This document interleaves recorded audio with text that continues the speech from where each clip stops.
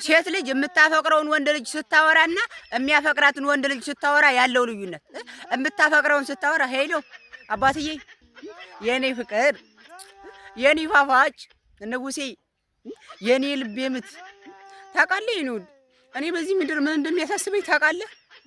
አንተን ያልታውቃል ሲት ነው የምለው የወንዶቹ በላይ ንጉሴ እንተኛ እምቢየው እንዳትወጣ እምቢየው እኔ ከወጣ እንዳትነግር እምቢ አያቀበጣ እሷ በሷ ልብ እኮ ቃብጣ ሙታለች።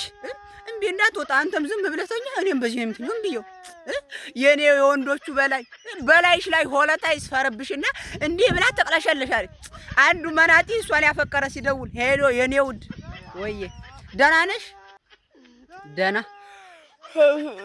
እንዴት ነሽልኝማ አለሁ። እንዴት ነህ? ጠፋህ? አረ ምንም አትፈልግኝም እንዴ? ማለት ከተመቸህ ትደውላለህ። እኔ እኮ አልተመቸህም ብዬ ነው። እሺ እኔ ውድ በቃ ችግር የለውም። ደግሞ በጣም ነው የምወድሽ። እሺ ማለት እሺ ነው የምትይኝ?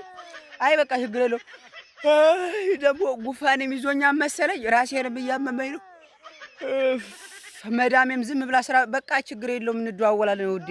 እሺ ቻው በቃ ዲብ ወስዳ እኔ እኮ መከራችን እኛ ማፍቀር እኮ አጣን። እነሱ ሲያፈቅሩ የኔ ንጉስ አባትዬ፣ የኔ ፋፋጭ፣ የኔ ምናምን፣ እኛ ስናፈቅር ጀኖሳይድ ይፈጸምብናል። እንዴት ተዋ አልበዛም እንዴ?